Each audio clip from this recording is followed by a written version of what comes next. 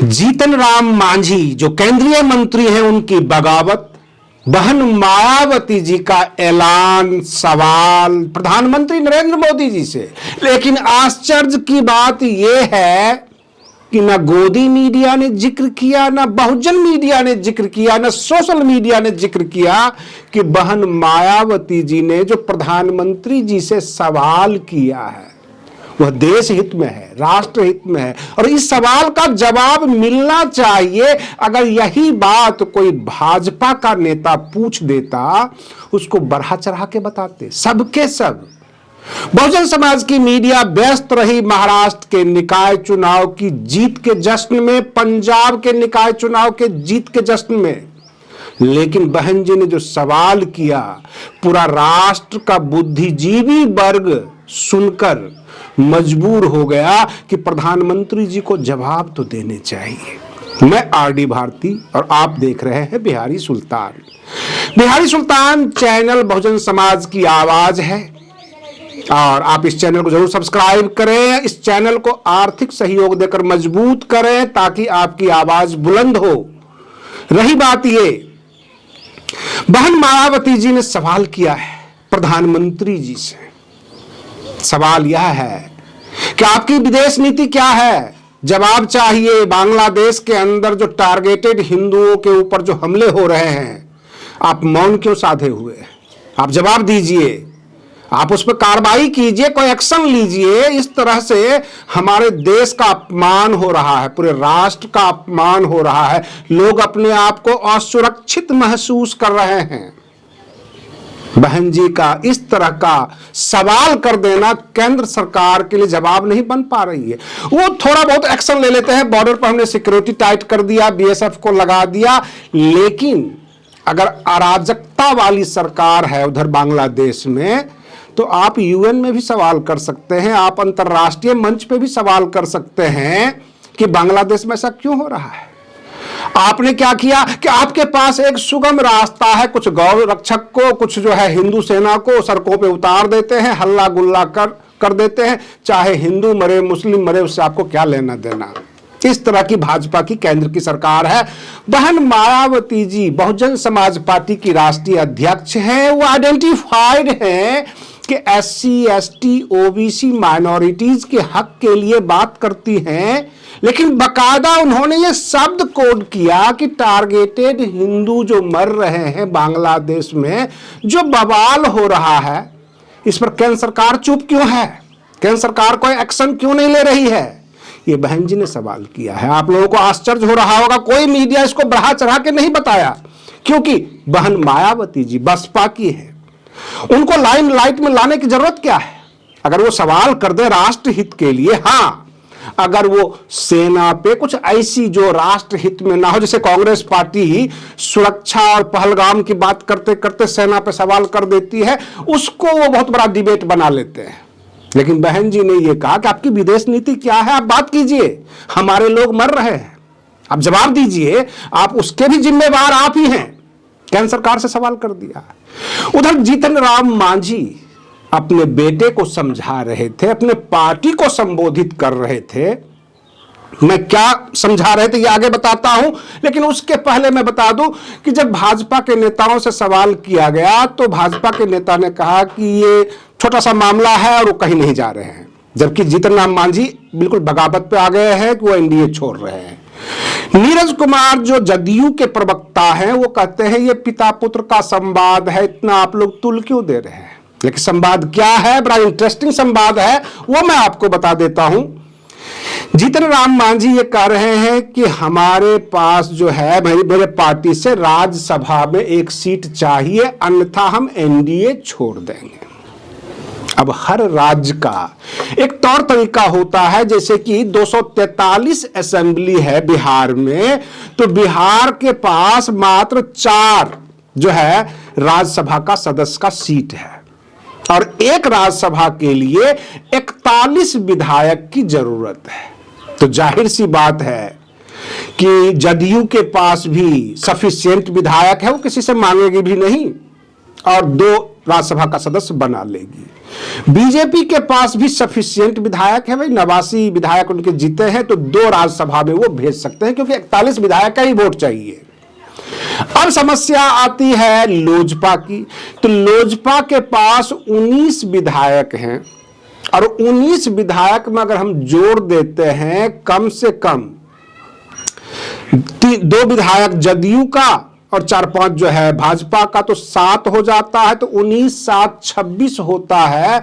उसके बाद भी जरूरत पड़ती है लोजपा के पास, कहने का मतलब 14-15 विधायक और चाहिए, तो फिर जीतन राम मांझी दे दें, उपेंद्र कुशवाहा दे दें, हो सकता है विपक्ष वालों से भी उनकी सेटिंग गेटिंग चल रही होगी।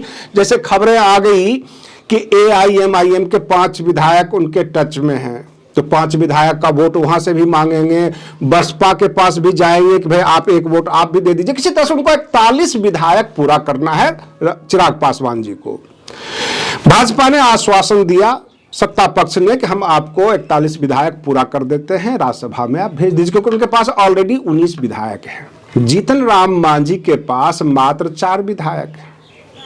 अब वो राज्यसभा में कैसे जाएं?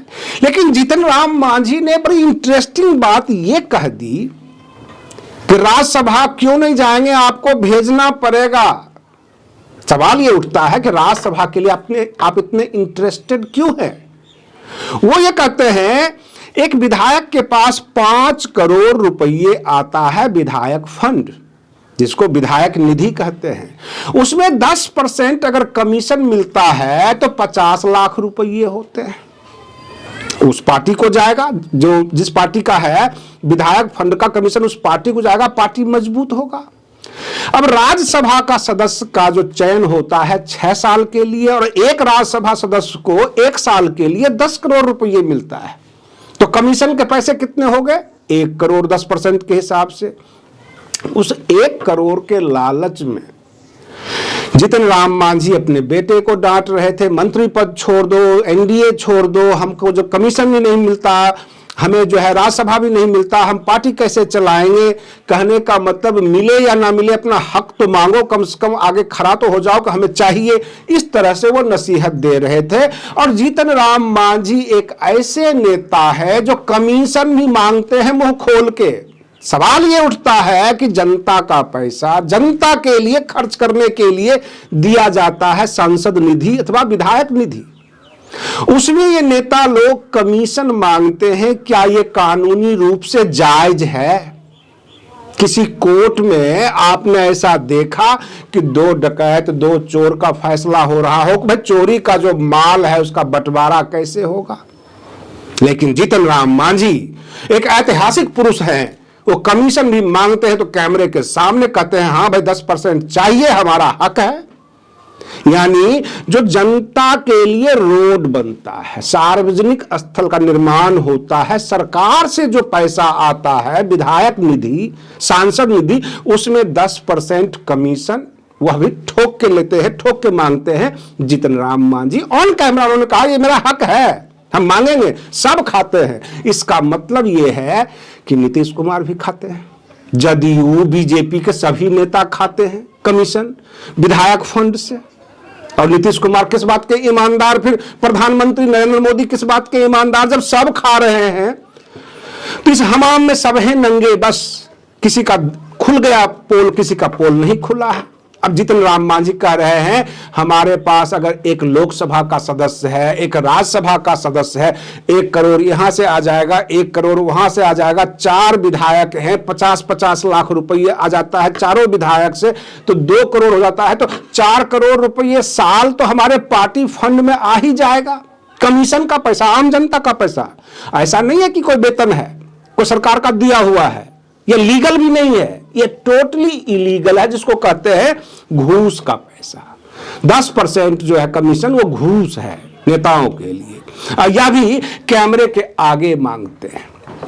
बहन मायावती जी के शासनकाल में यह शोर शराबा हुआ, बहन जी के ऊपर आरोप लगता रहा है कि बहुजन समाज के लोगों से ये चंदा वसूलते हैं। चंदा तो अपने मर्जी से दिया जाता है, चंदा को आप घूस नहीं कह सकते हैं। हम भी अपने दर्शकों से आर्थिक सहयोग मांगते हैं, ये घूस नहीं है, ये सहायता है। जिसको मर्जी है वो दे, जिसके पास नहीं है कहां से देगा। तो बसपा के साथ भी यही है कि बसपा के जो कार्यकर्ता हैं, जो बसपा के कैडर हैं, वो चंदा देते हैं, वह भी अपनी मर्जी से। तो ये वही भारत है जहां पर एक तरफ चंदा के पैसा का इतना शोर शराबा होता है, एक तरफ घूस भी खुल के मांगी जाती है, कमीशन भी खुल के मांगी जाती है। कितना बड़ा भेदभाव। मैं आपको बता दूं कि जीतन राम मांझी वही हैं जो अपने आप को कहते हैं सबसे बड़े दलित नेता हूं बिहार का। ऐसे चिराग पासवान भी कह रहे हैं, लेकिन जीतन राम मांझी ठोक के बोलते हैं SC ST समाज से आता हूं, लेकिन SC ST के लिए कुछ करते हुए देखे नहीं गए। बहुजन समाज के लिए कोई काम नहीं करते हैं। बहुजन समाज की जो पहचान है वो बहन मायावती जी से है। हाँ, ये और बात है कि बहन मायावती जी की कभी सरकार बिहार में नहीं बनी या उत्तर प्रदेश से बाहर कहीं नहीं बनी है। उत्तर प्रदेश में 4 बार की मुख्यमंत्री रही हैं और उत्तर प्रदेश की जनता उनकी धमक को जानती है, उनके शासन को जानती है। घूस लेने का आरोप बसपा के नेताओं पर नहीं है। हाँ, चंदा मांगने का आरोप लगा है, टिकट बेचने का आरोप लगा है, जहां तक मैं समझता हूं, लेकिन लोगों से काम करने के बदले घूस मांगने का कोई आरोप नहीं लगा। मैं एक बात और बता देता हूं, ताज कॉरिडोर के मामले में उनके ऊपर आरोप लगाए गए थे बहन जी पर, लेकिन वह भी क्लीन चिट CBI ने दे दिया। जब सर्वोच्च अदालत में इन्होंने दरवाजा खटखटाया तो वहां से साफ सुथरा बेदाग छवि करके इनको भेज दिया गया। कहने का तात्पर्य, जीतन राम मांझी डेमोक्रेटिक जो तंत्र है उसको भी दागदार कर रहे हैं, अपने पार्टी की छवि भी खराब कर रहे हैं, बहुजन समाज के नेताओं की भी छवि खराब कर रहे हैं। कमीशन के लिए शोर शराबा करके राज्यसभा की सदस्यता की मांग आपकी जायज है, आप NDA से मांगिए और NDA आपको दे अथवा ना दे। भाजपा ने कह दिया कि वो रहें अथवा चले जाएं, उनकी बात नहीं मानी जाएगी। और बात मानी भी कैसे जाए, क्योंकि 41 विधायक चाहिए और भाजपा ने अपने 2 राज्यसभा सदस्य सेट कर लिए। अब वो 41 विधायक कहां से लाएंगे। जदयू ने अपने 2 राज्यसभा सदस्य सेट कर लिए, अभी उनके पास भी नहीं बचता है विधायक। जो लोजपा रामविलास है यानी चिराग पासवान, उनके पास 19 विधायक है। और अगर 4 उपेंद्र कुशवाहा, 4 जीतन राम मांझी का ले लेते हैं 8, तब भी इनके पास 27 ही होता है। फिर भी इनको जो है विपक्ष के नेताओं के शरण में जाना पड़ेगा। समस्याएं हैं। फिर हम मिलते हैं अगले वीडियो में, तब तक के लिए धन्यवाद।